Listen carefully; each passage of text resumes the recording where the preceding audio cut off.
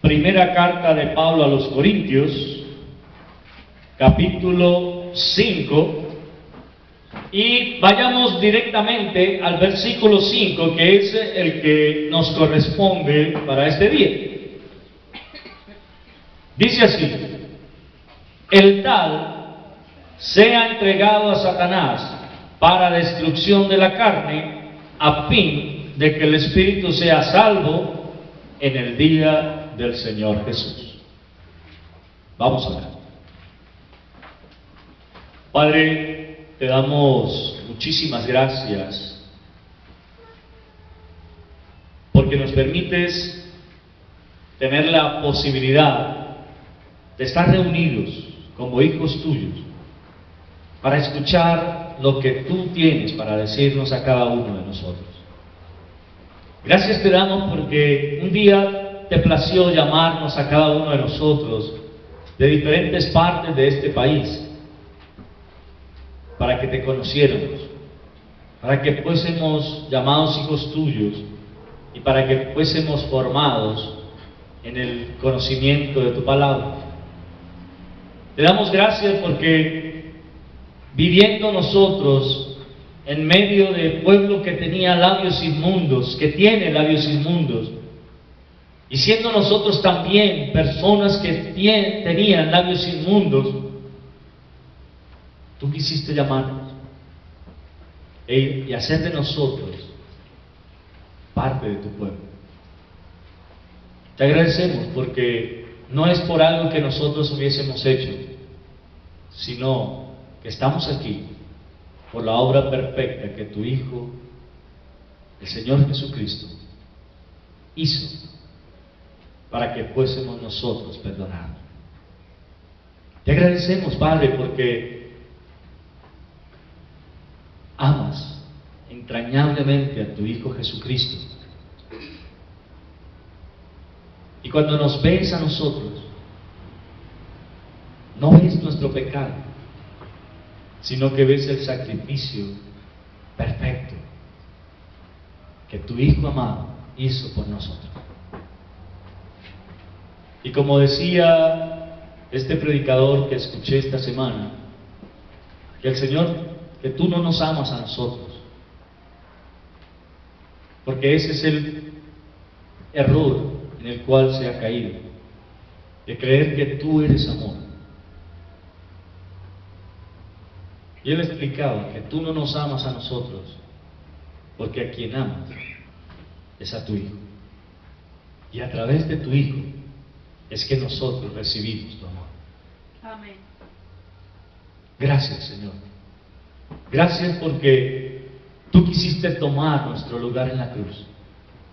Gracias porque quisiste llevar sobre ti todo el castigo que nosotros merecíamos. Y de esta manera podernos acercar al Padre.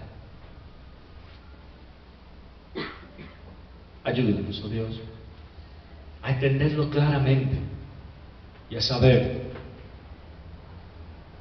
que si nos llamaste, no fue por obras de justicia que nosotros hubiéramos hecho, sino porque la obra perfecta la cumplió nuestro Señor Jesucristo. Te pedimos, Padre, que ahora que nos vamos a disponer a estudiar tu palabra, tu Espíritu Santo nos dé la sabiduría, el entendimiento, y que de esta manera podamos aprender lo que tú nos quieres enseñar. Te alabamos en nombre de nuestro amado y tu amado Hijo, el Señor Jesucristo. Amén. Amén. Bien, el tal sea entregado a Satanás. La gran mayoría de personas, cuando lee este pasaje, dice: eso es algo muy complicado, es algo muy extremo, llevar a una persona para entregarla a Satanás y piensan que es solo en esta ocasión donde se dio algo como eso. Pablo está llamando a la iglesia en Corinto, como lo veíamos la semana pasada, a que ellos se unan a él, ellos físicamente y en el espíritu, a estar de acuerdo en una sola cosa: glorificar al Señor, glorificar al Padre. Y les dice: es necesario que ustedes y yo estemos unidos para que de esta manera este individuo, esta persona que ha cometido este pecado tan catastrófico y tan determinado en la palabra del Señor como algo que no es agradable a sus ojos, sea entregado a Satanás. ¿Y qué es que una persona sea entregada a Satanás?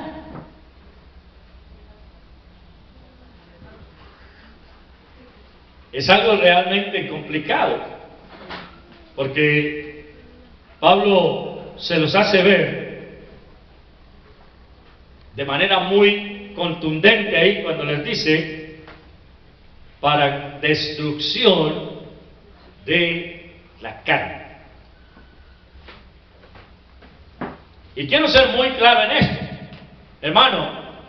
Cuando alguien es entregado a Satanás, lo que es entregado a Satanás es su carne. Esto de afuera, esto que perece, es lo que es entregado a él para que lo destruya. Nosotros conocemos de un caso en las Escrituras de alguien que fue entregado a Satanás por cierto tiempo. ¿Se acuerdan quién era? Job. Job fue entregado a Satanás físicamente por un tiempo, pero con una prerrogativa por parte de Dios, y es: no lo puedes matar. Puedes quitarle todo lo que tiene, puedes tocar su cuerpo, puedes destruir su carne si quieres, pero no le puedes causar la muerte. Y esto, hermano querido, es algo que nosotros debemos tener muy en cuenta, porque pareciera que este caso que Pablo plantea aquí en Corinto es una cuestión extrema, y como que no, eso es la única vez que sucede, que Pablo haga algo como eso, no tiene fundamento. Pero sí lo tiene.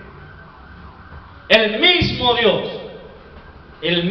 Dios fue quien puso en las manos de Satanás el cuerpo de Job. Ahora, hay que tener en cuenta que hay una diferencia entre Job y este personaje del que venimos hablando en Corinto. ¿Cuál era la diferencia? Este personaje ha cometido un pecado aberrante a los ojos de la iglesia y a los ojos de Dios. Se había metido con su madrastra, estaba teniendo una vida sexual con la mujer de su padre. Esto era algo vergonzoso, algo que Dios no quería y ya lo había establecido, como lo vimos en el Antiguo Testamento, de que ningún hombre debería, por ninguna razón, permitírsele vivir cuando se hiciera una cosa como esta. Así que el apóstol Pablo no está obrando en ninguna manera guiado por sus emociones, haciendo algo que Dios no permitiera, sino que por el contrario, él está llevando a cabo una situación que tiene un sustento bíblico.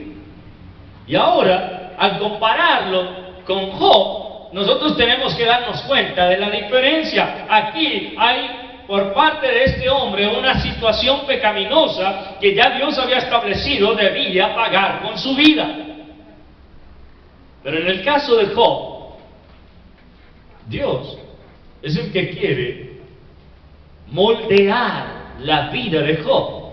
Y es Dios el que le llama la atención a Satanás y le dice: ¿no has considerado a mi siervo Job, varón perfecto y apartado del mal, que no hay ninguno como él sobre la tierra? ¿Qué vemos de diferente? Uno había quebrantado la ley del Señor, el otro estaba tratando de cumplirla. Pero aún habiéndola quebrantado este y no habiéndola quebrantado este otro, Dios es el que toma la determinación de decir: oh, hay cosas que necesito arreglar de ti. Y para esto voy a darle autorización a Satanás para que toque tu cuerpo. Voy a darle autorización a Satanás para que ataque tu carne, que es la que necesito moldear. Así que Pablo, cuando está en esta situación, viendo lo que estaba sucediendo en Corinto, él actúa basado en lo que él sabía de las Escrituras. Y dice: hermanos queridos de Corinto, esto es algo vergonzoso para la iglesia. Ese pecado que este hombre ha cometido necesita ser castigado. Ese pecado necesita ser tomado en cuenta y hacer una acción que muestre que nosotros como iglesia estamos en desacuerdo con lo que él ha hecho. Que nosotros como iglesia estamos siendo testigos de su pecado y por lo tanto, como no se ha querido arrepentir, como no ha presentado una vida cambiada, sino que seguía viviendo con ella, necesita ser castigado. Pero no lo vamos a hacer nosotros. No somos los creyentes los llamados a castigar a una persona que ha pecado con un pecado tan vergonzoso como ese.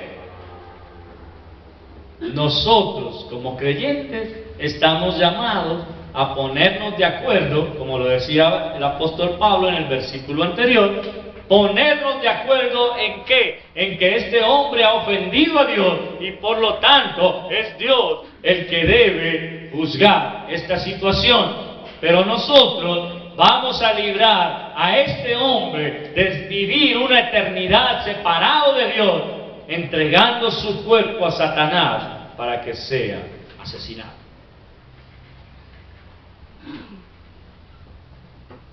Hermano querido, esto es algo supremamente complicado.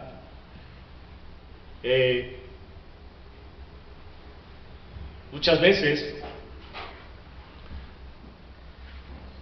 nosotros queremos ver que nuestros pecados no son tan graves como los de otros. Casi siempre estamos pensando en eso, ¿no? Sí, yo sé que yo cometo el mal, pero no es tan grave como aquel otro que hace tantas cosas malas. Sí, hermanos, hay pecados que son más escandalosos que otros. En eso estamos de acuerdo. Pero tanto el pecado escandaloso como el que no lo es deben ser llevados a Dios para que Él tome acción ante esa situación. La pregunta es: ¿qué tan dispuestos estaríamos nosotros a ver una cosa como esas y hacer lo que aquí se hizo? ¿Qué tan dispuesto estaría? Porque le aseguro que empezarán a salir cosas como: ¿qué tal que el que cometió esa acción fuera su primo? fuera su hermano, fuera su tío, o fuera su papá. ¿Qué tal? ¿Cierto que en ese momento la cosa cambiaría? ¿Cierto que en ese momento diríamos, no, no se haga algo tan grave como eso?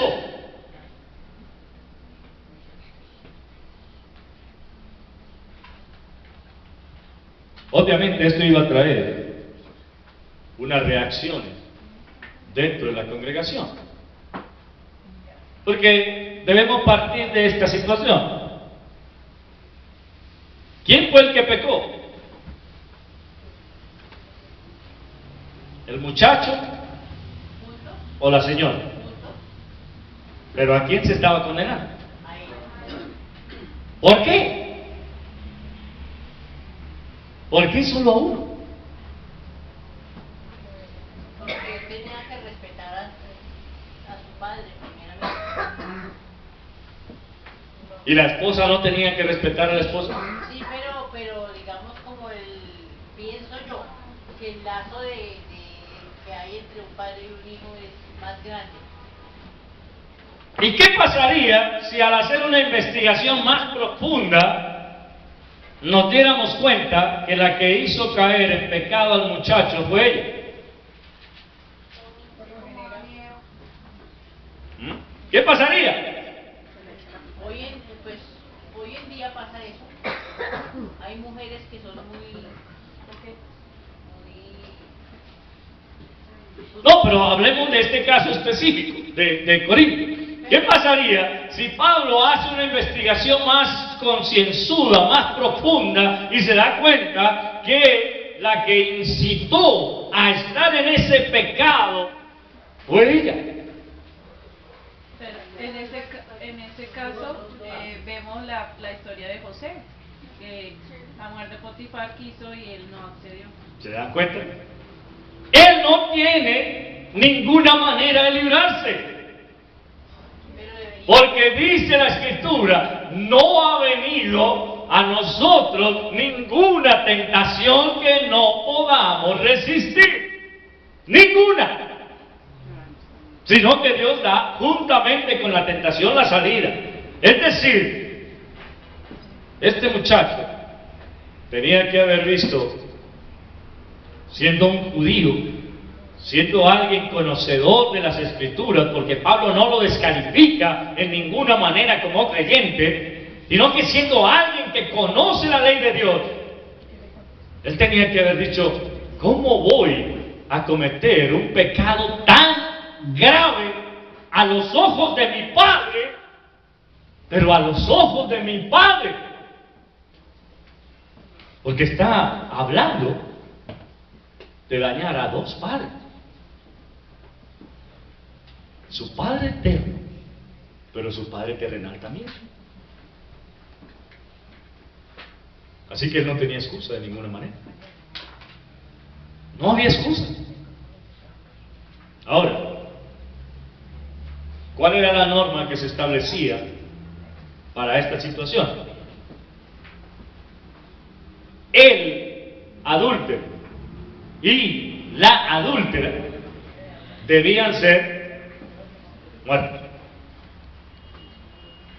Pero estoy seguro que los judíos de aquel entonces estarían muy dispuestos a haber apedreado a la mujer, pero no al varón. ¿Por qué?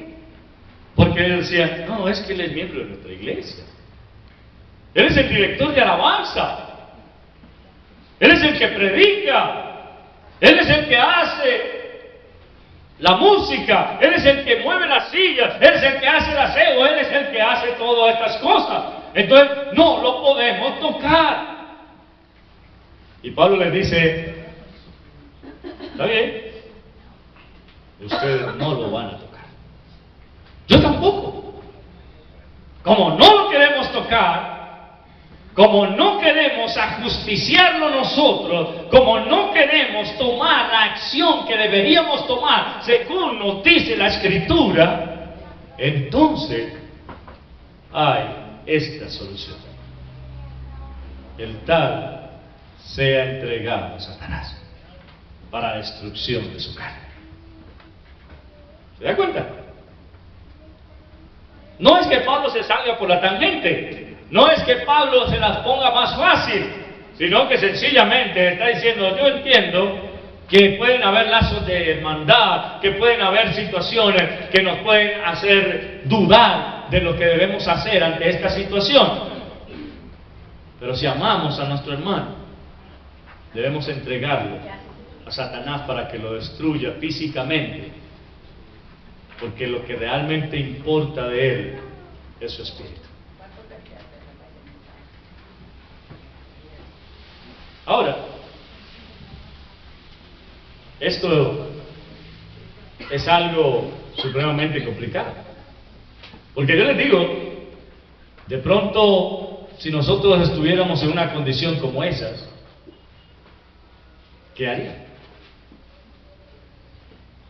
Estaríamos dispuestos a coger la piedra y lapidar a ese hermano.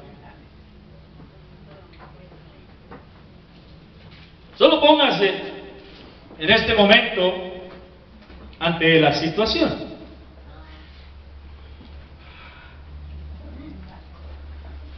Suponga que vamos a tomar la acción contra Mateo. Y justo hoy que está cumpliendo hoy.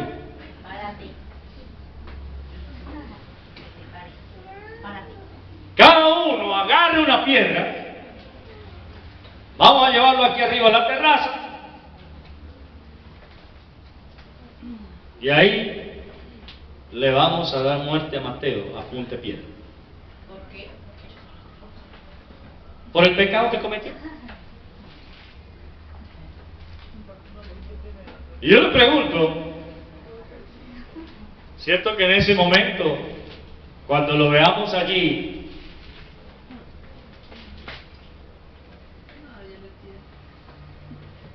no seríamos capaces de arrojar la piedra?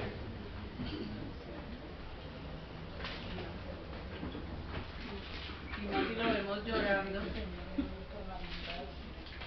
Ahora, imagínense que alguno se atreve. Los demás lo miran feo. Pero a él le pegaba a los demás. Imagínense que alguna Natalia de pronto se atreve y le dan toda la frente. Y le revienta la cabeza y le empieza a salir sangre y Mateo empieza a llorar.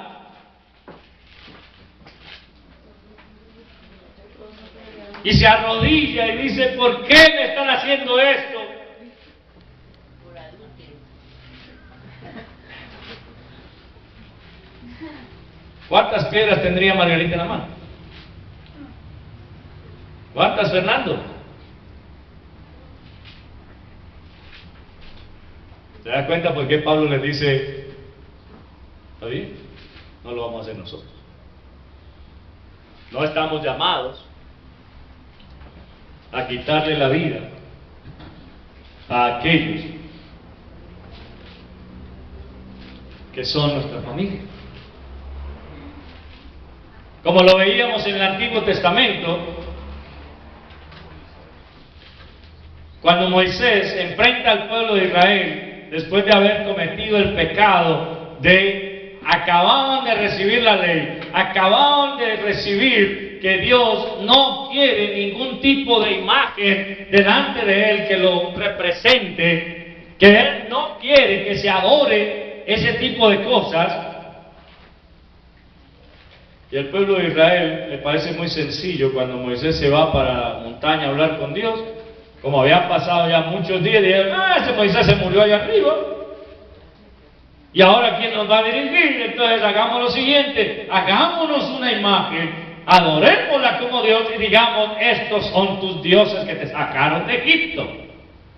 Cuando Moisés desciende, le dice a su pueblo: tomen su espada y vayan y maten a su familia, a aquellos que ustedes saben de su familia, que adorar una imagen.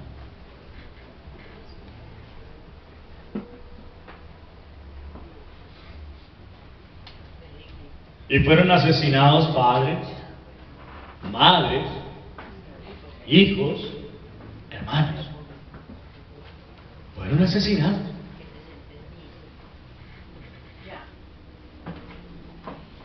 ¿Cuántos de los padres que estamos aquí estaríamos dispuestos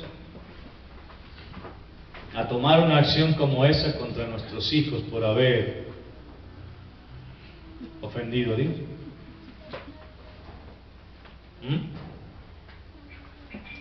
¿Cuántos? ¿Y sabe, hermano, qué es lo que pasa? Y como no estamos dispuestos, Dios busca otra manera para hacerlo.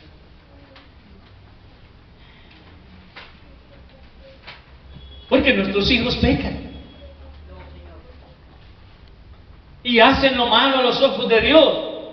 Y muchas veces, hermanos queridos, ustedes y yo sabemos que lo están haciendo, pero guardamos silencio y no decimos nada y no los confrontamos con su pecado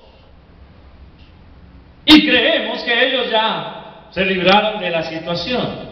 Pero déjeme decirle, Dios no dará por inocente al culpable. Métase eso en la cabeza.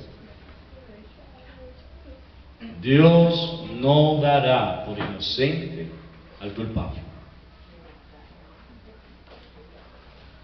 La hace y la paga.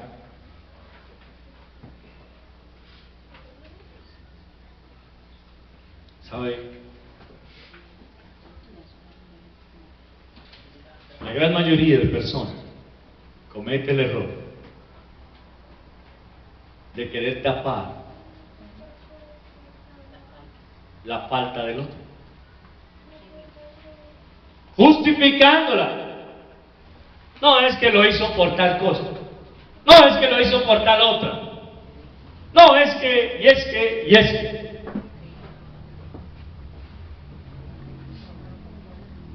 Y creemos que con eso es suficiente. Pero a los ojos de Dios nunca será suficiente. Nunca. Y métase eso en la cabeza.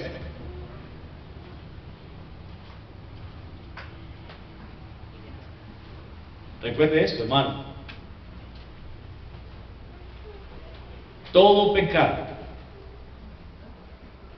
recibirá su respectivo castigo.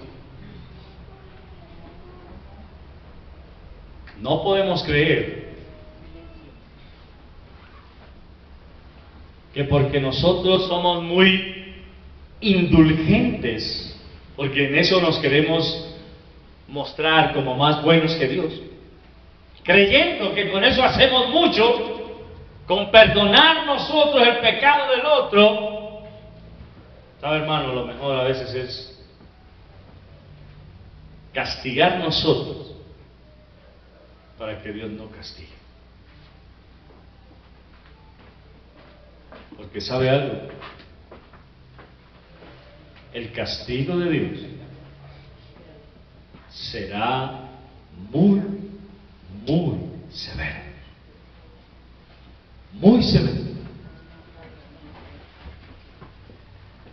Así que hay que dejar de lado por un rato el corazón cuando vemos a nuestros hijos hacer algo indebido, algo que va en contra de lo que Dios ha establecido, y darles nosotros su respectivo castigo con la consecuente ejecución de la corrección, pero no dejarlos a que ellos sigan haciendo lo que quieran y luego venga sobre ellos el castigo de Dios.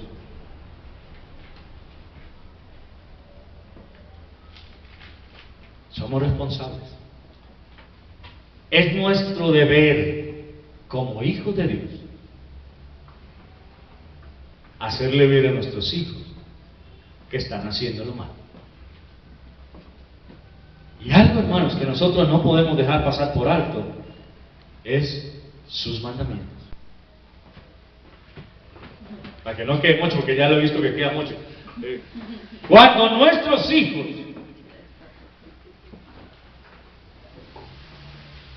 no son corregidos a tiempo, ustedes y yo también nos hacemos responsables de su pecado. Así que también nosotros seremos culpables. Por ahí les mandé una imagen en estos días que decía que si yo no divulgo el error, si yo no lo saco a la luz, es como si estuviese de acuerdo con él. ¿Me hago entender? Cuando usted y yo dejamos que el pecado pase por alto, nos hacemos responsables de ese pecado. Si usted como papá, si usted como mamá permite que su hijo vaya quebrantando los mandamientos de Dios y no lo reprende y no hace la respectiva corrección, usted será responsable ante los ojos de Dios del pecado de su hijo.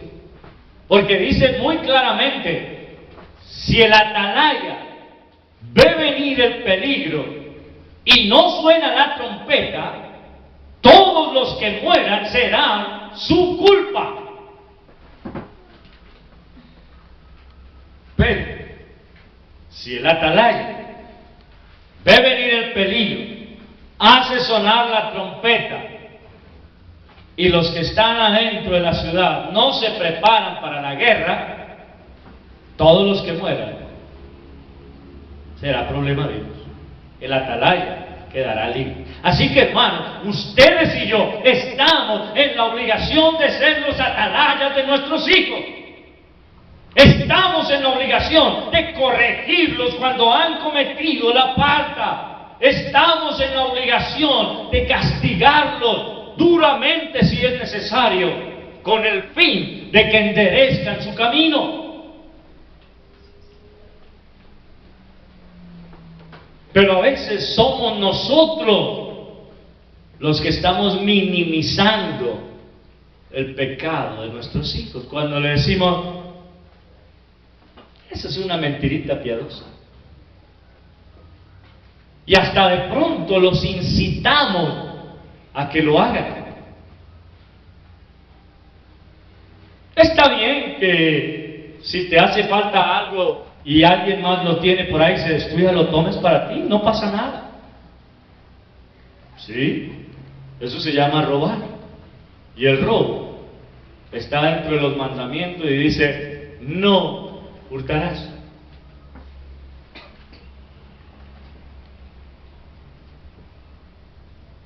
¿Se da cuenta? Pero también dice que no debemos dar falso testimonio. Eso es mentir. Pero también dice que debemos honrar a nuestro padre y nuestra madre. Y a veces nosotros como padres estamos permitiendo que nuestros hijos nos deshonren a nosotros. ¿Y sabe algo, hermano? Cuando nuestros hijos nos deshonran a nosotros, también están deshonrando a Dios, que dio el mandamiento. Cuando usted, jovencito, le levanta la voz a su padre o a su madre, cuando usted empieza a hacerle caras, cuando usted empieza a burlarse de sus padres, cuando usted dice cosas en contra de ellos, usted está deshonrándolos a ellos, pero también está deshonrando a Dios. ¿Y sabe qué dice la Escritura? Hónralos para que sean de larga vida. ¿Quiere que sus días sean acortados? Siga deshonrando a sus padres. Sígalo deshonrando. Y Dios hará su trabajo.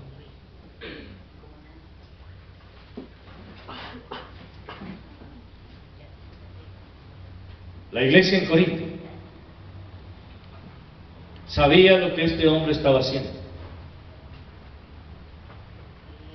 Tal vez algunos estaban diciendo, es imposible que algo como esto se haya dado. Pero la gran mayoría estaban diciendo, eso mejor no digamos nada, porque es que ese es el líder, esa es la persona que hace tales cosas dentro de la iglesia, mejor quedémonos callados. Y Pablo le dice, no.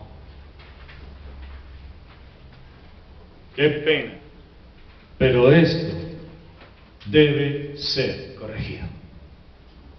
Aquí hay que tomar acciones. Y esta acción está configurada en las Escrituras. Pablo no lo hace solamente esta vez. Quiero que vaya y lea Colosenses, capítulo 1, verso 8.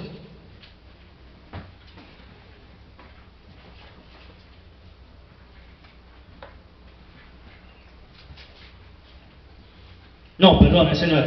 Primera de Timoteo 1:20. Primera de Timoteo 1:20.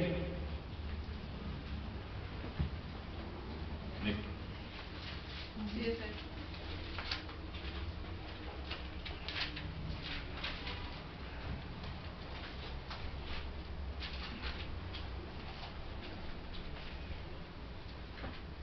Leamos desde el versículo 16 para situarnos. Dice, pero por esto fui recibido a misericordia, para que Jesucristo mostrase en mí el primero toda su clemencia, para ejemplo de los que habrían de creer en él para vida eterna. Por tanto, al Rey de los siglos, inmortal, invisible, al único y sabio Dios, sea honor y gloria por los siglos de los siglos. Amén.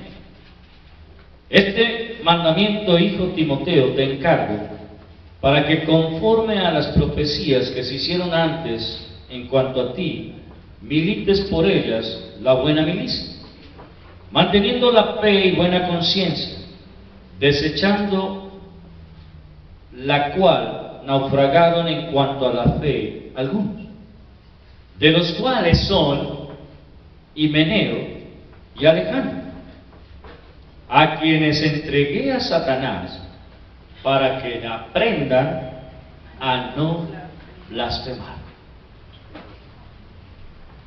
¿Se da cuenta? Pablo le está diciendo a Timoteo, mira, Timoteo, allá en Corinto tuve que tomar esta acción, pero acá tengo que volverla a tomar. Himeneo y Alejandro dijeron blasfemias contra Dios, siendo hombres que habían conocido la palabra de Dios, se atrevieron a burlarse de Dios, se atrevieron a decir cosas en contra de Dios, y Pablo dice, yo los entregué a Satanás. Ahora, no dice si esa entrega a Satanás fue para que los matase. Seguramente fue algo como eso, pero también podría ser que los entregó a Satanás para que sus cuerpos fuesen tocados por él, como lo hizo Dios con Job, y aprendieran, como él dice ahí, a no blasfemar. ¿Qué nos puede dar pie a creer que no fue la muerte? Díganme. Por la misma palabra que aprendas. Exacto. No fue la muerte, ¿por qué? Porque sencillamente después de muerto yo que aprendo. No aprendo nada. Entonces, Pablo pudo haberlos entregado a Satanás para que aprendiesen a no blasfemar. Es decir, esto que ustedes hicieron, esta blasfemia que ustedes levantaron contra Dios, debe ser castigada, y no la voy a castigar yo, sino que voy a dejar a alguien que es especialista en hacerlo mal. Satanás, encárgate de estos personajes. Hazles entender que no se puede decir nada en contra de Dios y quedar como si nada hubiera pasado. Así que, hermano, dése cuenta, no es algo que suceda una sola vez en las Escrituras, como de pronto algunos dirán, ay sí, pero es que solo esa vez se entregó a Satanás. No, fueron varias. Y aquí tenemos a dos hombres que fueron entregados a Satanás. Entonces estoy seguro que ellos fueron enfermados, que a ellos les vino, fue una enfermedad, y por medio de esa enfermedad ellos aprendieron a no blasfemar contra Dios. Y yo le pregunto, ¿será que es necesario que nosotros a veces como padres entreguemos nuestros hijos a Satanás para que los enferme y de esa manera ellos aprendan a ser obedientes al Señor?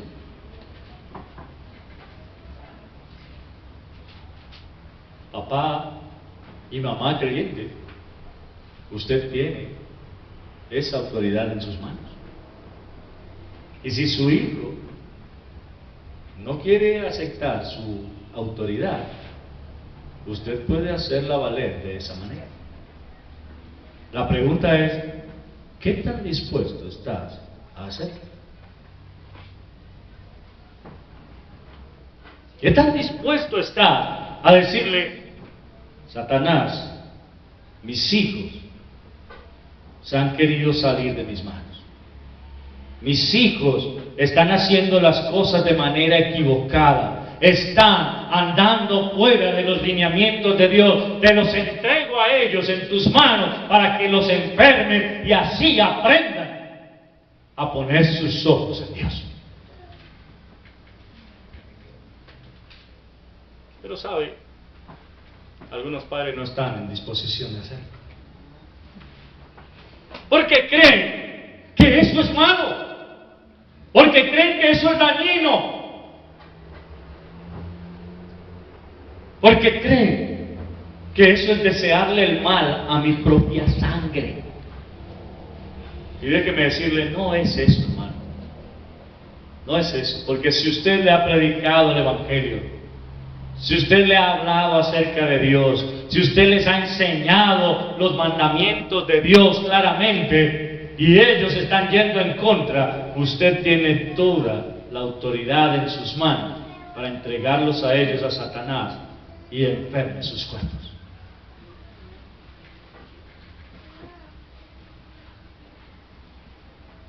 Y cierto que a veces es mejor tener a un hijo enfermo en casa que a uno sano en la calle. Pero nosotros no lo vemos así. Y yo se lo digo, hermano, yo prefiero tener un hijo enfermo en mi casa que a uno sano haciendo de las suyas en la calle. ¿Cuántas madres cristianas prefieren ver a sus hijos en la cárcel? Prefieren ver a sus hijos consumidos en el alcohol o en las drogas, en lugar de decir, ya yo le he enseñado, ya le he dado ejemplo, ya le he mostrado quién es Dios. Satanás toma su cuerpo y castiga.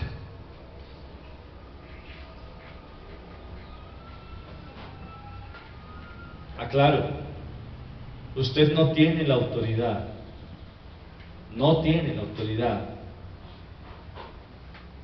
para pedirle a Satanás que condene a un hijo suyo.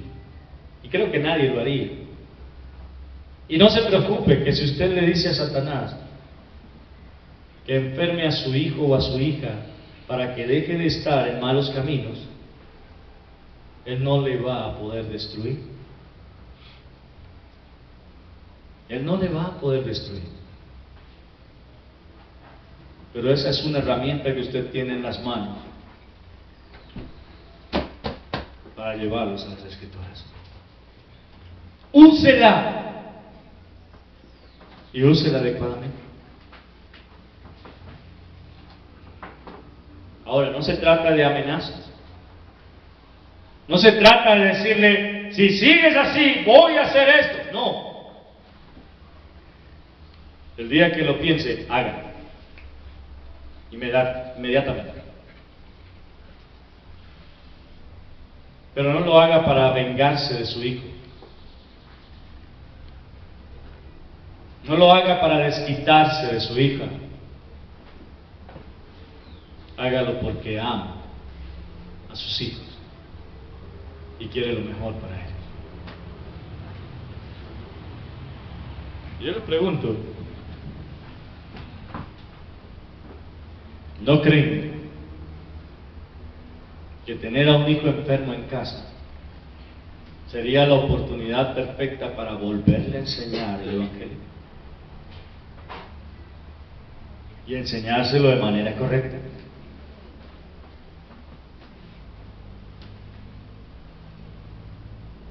Sí, puede sonar feo, puede sonar duro,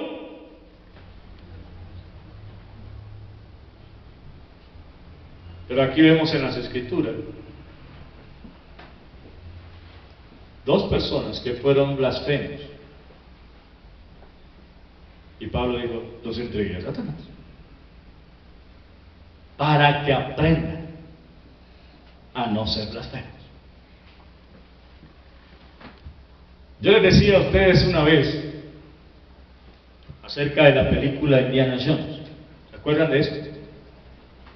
Cuando el papá saca la mano y se la pone a su hijo por decir el nombre de Dios de manera blasfema.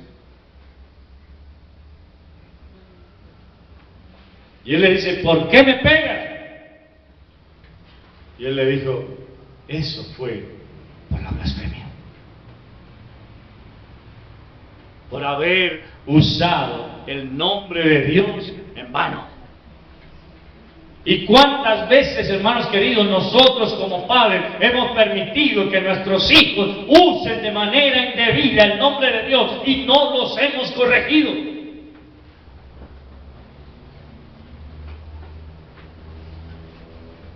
Si estuviésemos más prestos a hacer lo correcto, le aseguro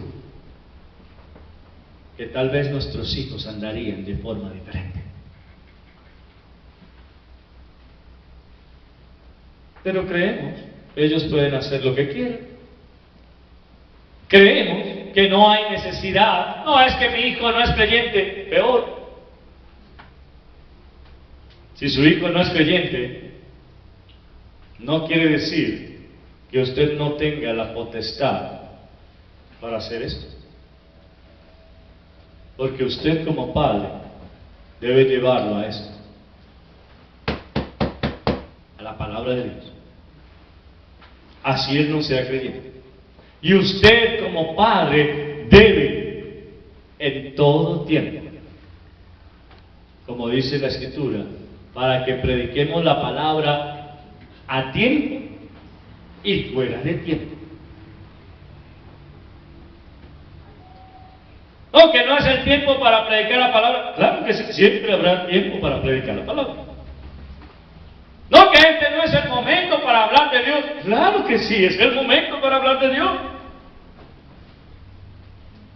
Que es que usted no sabe mis problemas. Yo no, pero Dios sí lo sabe. ¿Sabe cuál es nuestro error? Que todo el tiempo estamos tratando de huirle a la predicación del Evangelio. Ese es nuestro error. Si nosotros tuviésemos la certeza de que en el Evangelio encontramos la respuesta a todo el tiempo estaríamos hablando de él. Pero siento que a veces de pronto llega el hijo o la hija y le dice, papá, mamá, es que me pasa esto, y usted va a hablarle de la Escritura y una vez dice, ay, no, de eso no me hable. Entonces no tengo otra cosa de que hablar.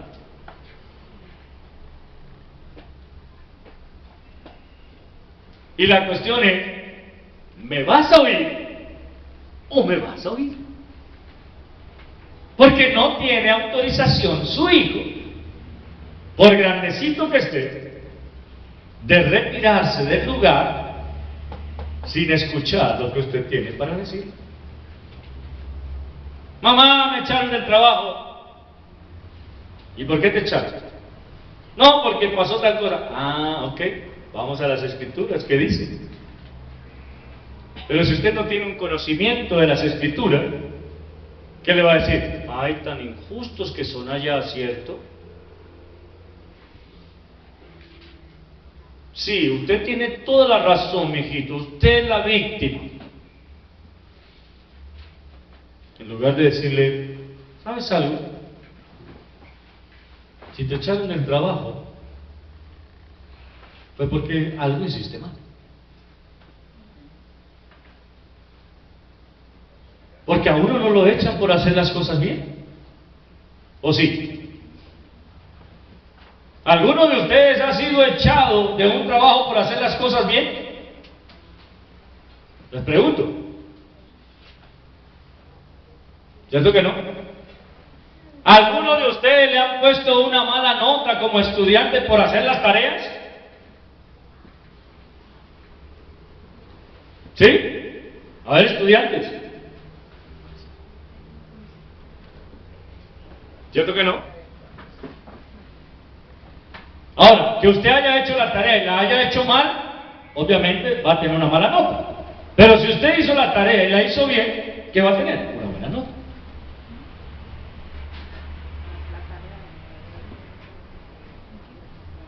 Así que no puede llegar usted a la casa a decir, es que el profesor me la tiene montada, es que el profesor yo no le gusto, es que el profesor tal cosa, es que el profesor tal otra. No, mire a ver qué es lo que está haciendo mal. Mire a ver qué es lo que está haciendo mal. Porque algo se está haciendo mal. Yo no puedo pretender que me califiquen bien cuando estoy haciendo mal. Y el problema de nosotros como creyentes es que creen que sí se puede. Y déjeme decirle, ¿qué dice la Escritura? Que nuestras mejores obras a los ojos de Dios son ¿qué? ¿Se da cuenta? Lo mejor que usted y yo podamos hacer a los ojos de Dios es trapo de inmundicia. Pero usted se cree bueno. Y dice, es que Dios tiene que tenerme en cuenta por esto. Es que esta vez di un diezmo más abultadito, así que esta vez oré más tiempo que antes. Así que, no, hermano. Déjeme decirle, Dios conoce todo lo que hay en nuestro corazón y en nuestra mente. ¿No me cree? Dice la Escritura, aún no está la palabra en mi boca, y he aquí, tú la sabes toda. Ni siquiera he pensado qué decir, y ya el Señor sabe lo que voy a decir.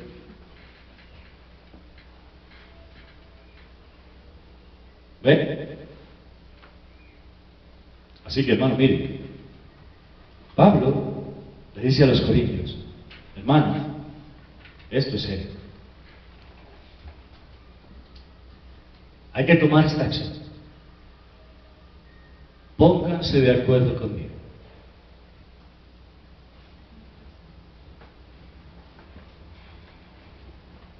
Pablo podía haberlo hecho desde el lugar donde él estaba. Él había podido decir desde allá, desde la cárcel, Señor, mira a este hombre que cometió ese pecado atroz dentro de la iglesia en Corinto. Voy a entregarlo a Satanás para que mate su cuerpo. Y él desde allá había podido decir, Satanás, te ordeno que tomes a este hombre y le quites la vida. Pero ¿sabe por qué no lo hizo?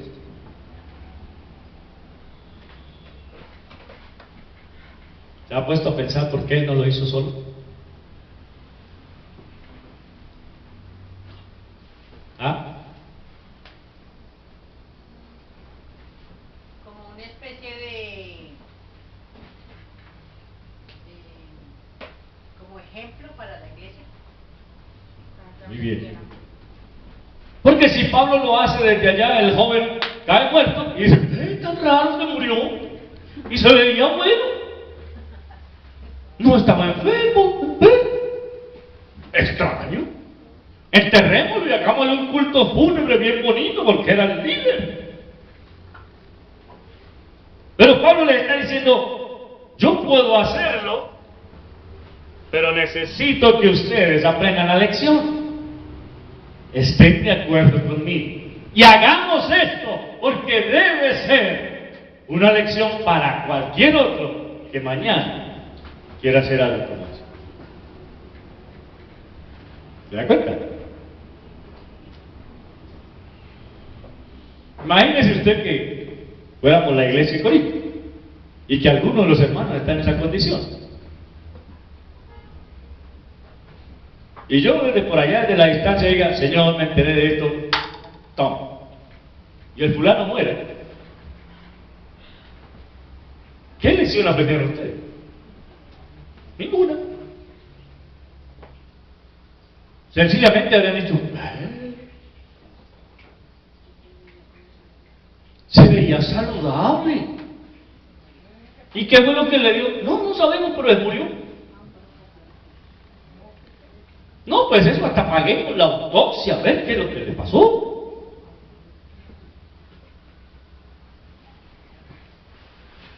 Era necesario que los corintios se pusieran de acuerdo con Pablo. Por eso les dice, pónganse de acuerdo conmigo.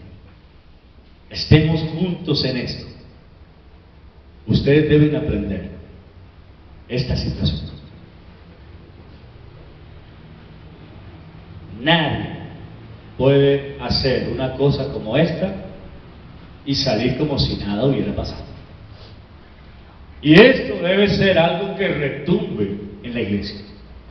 Porque es exactamente lo mismo que sucedió allá en Hechos capítulo 5.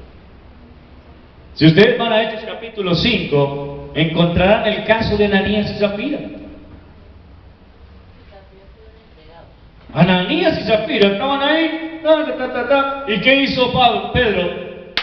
Toma, entregado a Satanás. ¿Ves que no fue el único caso? ¿Y quién fue el primero que cayó? Ananías.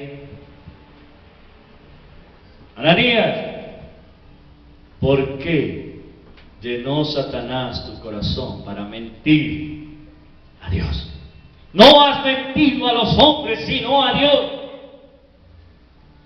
Y de inmediato cayó muerto. Y luego cuando viene Zafira, ay, ustedes no han visto a Ananitas por ahí, es que hace rato que vino por acá y anda como perdido. Mujer, ¿vendieron la propiedad en tanto? Sí, en tanto lo vendimos. ¿Qué pasó? ¿Por qué te pusiste de acuerdo con tu marido para tentar al Señor? He aquí a la puerta los pies de los que acaban de sepultar a tu marido, y a ti también te van a sepultar. Y de inmediato te muerta. ¿Y sabe qué dice que pasó? Inmediatamente sobrevino temor entre todos los creyentes. En otras palabras, bien, esto es serio. Esto no puede pasarse así por así. Estamos hablando del Dios vivo, del Dios que no va a permitir de ninguna manera que se haga algo en contra de él. Así que pongámonos serios. Esto es lo que Pablo quería enseñarle a la iglesia en Corinto. Él le está diciendo, hermanos corintios, yo no dudo de la cristiandad del que hizo esto. Lo que pienso simplemente es que se dejó tentar. No sé cuánto estaría parado yo. No, ahorita. Ah, bueno. ¿Qué dije en las últimas palabras? Que fuera. Que fuera. Este muchacho se dejó tentar por Satanás. En ningún momento Pablo estaba dudando de su cristiandad. Y por eso dice, es necesario que la iglesia aprenda esta lección y se den cuenta que esto Dios no lo va a permitir. Así que pónganse de acuerdo conmigo y hagamos esto, que es la herramienta que Dios nos ha dado para que este personaje deje de estar haciendo lo indebido a los ojos de demás creyentes. Porque ¿sabe algo? Tristemente nos pasa. Si vemos que Pepito Pérez hace algo indebido y con él no pasa nada, ¿qué queremos que pase con nosotros? Lo mismo. Entonces, pero es que yo vi cuando Pepito Pérez hizo esto y a él no le dijeron nada, así que a mí tampoco. ¿Ve? Pero lo que Pablo está diciendo es, si a Pepito Pérez de una vez tomamos una acción, a los demás les va a doler y la van a pensar si tratan de hacerlo. ¿Se da cuenta? Por eso, hermanos queridos, la palabra del Señor es viva y eficaz. Penetra hasta partir el alma, las coyunturas y los tuétanos. Y esa es la palabra que nosotros tenemos que predicar. A nuestros hijos en casa, a nuestros hermanos, a nuestros padres aún, obviamente sin ir a deshonrarlos. Pero si yo veo a mi papá, o si usted ve a su papá o a su mamá haciendo algo indebido, usted como creyente está en la obligación de decirle, papá, mamá, lo que estás haciendo va en contra de lo que dice la palabra de Dios. Ten cuidado. Y usted, papá y mamá, no tiene, escúcheme bien, no tiene ninguna autorización para castigar a su hijo que le llame la atención cuando usted ha hecho algo indebido. Por ejemplo,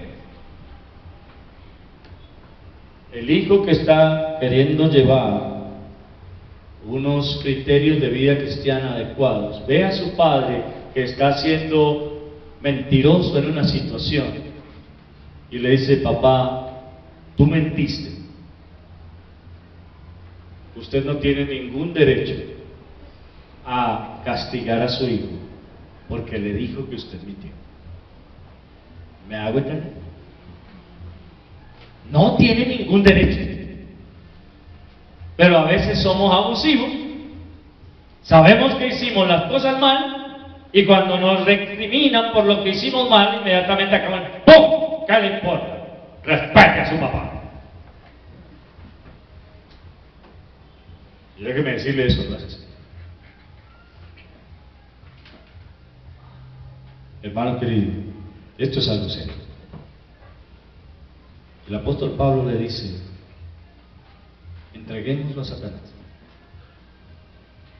para que su alma no se pierda, solo para que destruya su alma. Y yo le pregunto, hermano, para finalizar,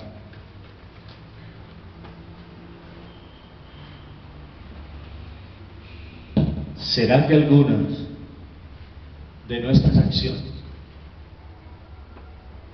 necesitan que nosotros seamos entregados a Satanás.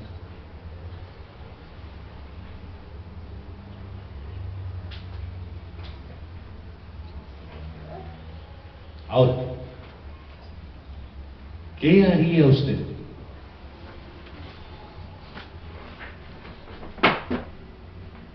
si yo tengo que tomar una acción como esa?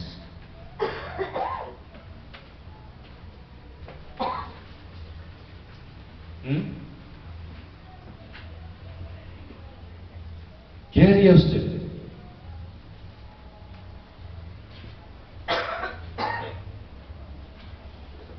Como esposo, si su esposa dice, pastor, mi esposo es una persona que no ha podido serme fiel. Mi esposo es una persona que, aunque conoce del Evangelio y trata de llevar una vida cristiana, le ha sido supremamente complicado serme fiel. Yo quiero que usted esté de acuerdo conmigo en entregarlo a Satanás.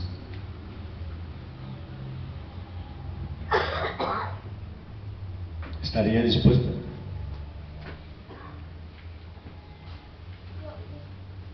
O usted, esposo, decir, pastor,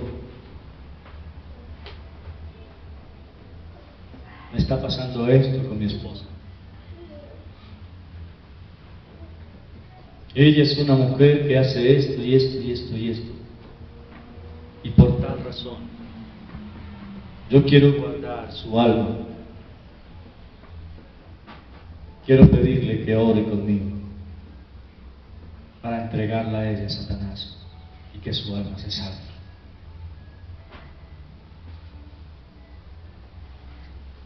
Ahora, créame que si usted viene a mí a decirme eso, yo no voy a hacerlo de primera. Yo voy a analizar las motivaciones. Y si sus motivaciones son impuras, adivinen quién será entregado a Satanás.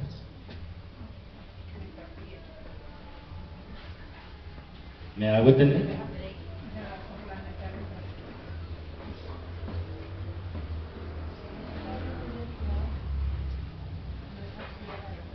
Hermano querido, esto es serio. Esto no es algo que se pueda tomar a la ligera, pero es algo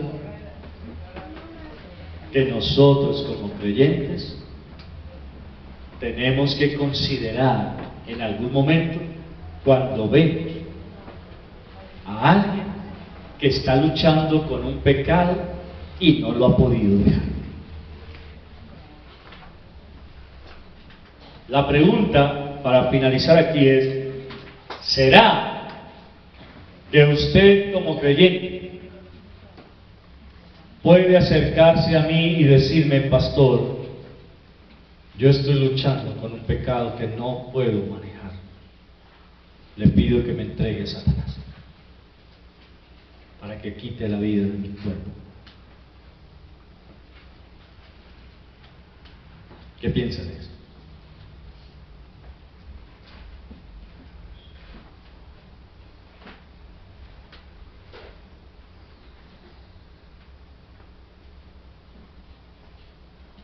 Cuando es una verdadera lucha, créame que voy a estar de acuerdo con usted. Cuando hay una verdadera lucha. Y si usted me autoriza, yo lo voy a hacer. Pero una vez más, debe ser una verdadera lucha. No es una salida facilista. No puede ser una salida facilista. Tiene que ser que usted verdaderamente está peleando con eso y no lo ha podido vencer. Y que se ha hecho notorio en usted la lucha por ese pecado.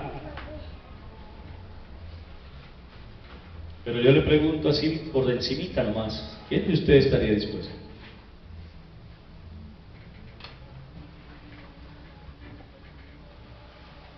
Creo que solamente estaría dispuesto alguien que realmente está peleando con algo.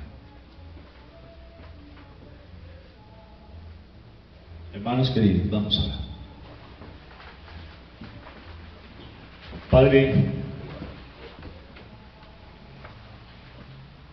te damos gracias, porque podemos ver en tu palabra que esta situación que consideramos algo único, no es tan único. Que fue una acción que se tomó en varias ocasiones y se hizo con el fin de salvaguardar las almas de aquellos que estaban cometiendo un pecado con el cual ofende totalmente tu santidad.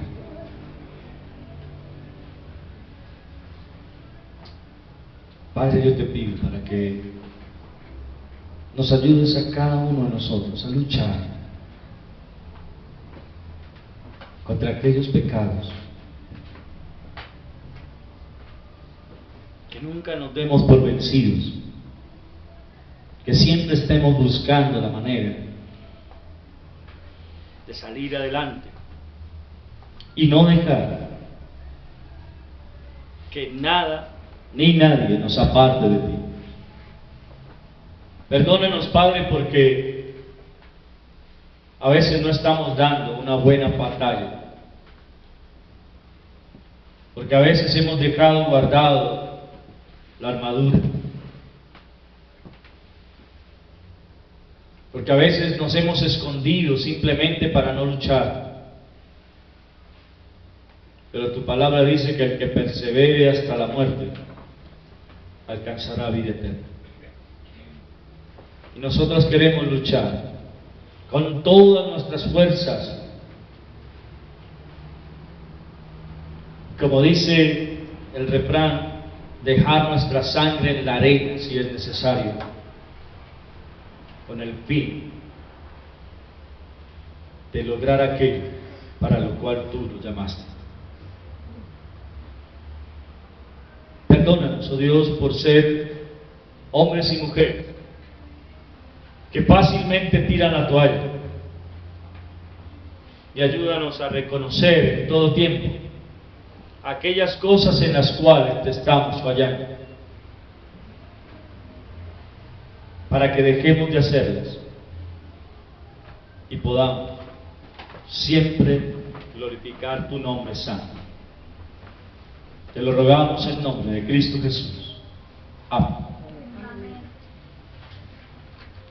Hoy las estrellas vi, al oír tu voz en los potentes truenos, y ver brillar el sol en su cenit. Mi corazón entona la canción, cuán grande es Él, cuán grande es Él. Mi corazón entona la canción, cuán grande es Él, cuán grande es Él. Al recorrer los montes y los valles, y ver las bellas flores al pasar, al escuchar el canto de las aves y el murmurar del claro manantial, mi corazón entona la canción, cuán grande es Él, cuán grande grande es Él. Mi corazón entona la canción. Cuán grande es Él, cuán grande es Él. Cuando recuerdo del amor divino que desde el cielo al Salvador envió, aquel Jesús que por salvarme vino, y en una cruz sufrió y por mí murió. Mi corazón entona la canción. Cuán grande es Él, cuán grande es Él. Mi corazón entona la canción.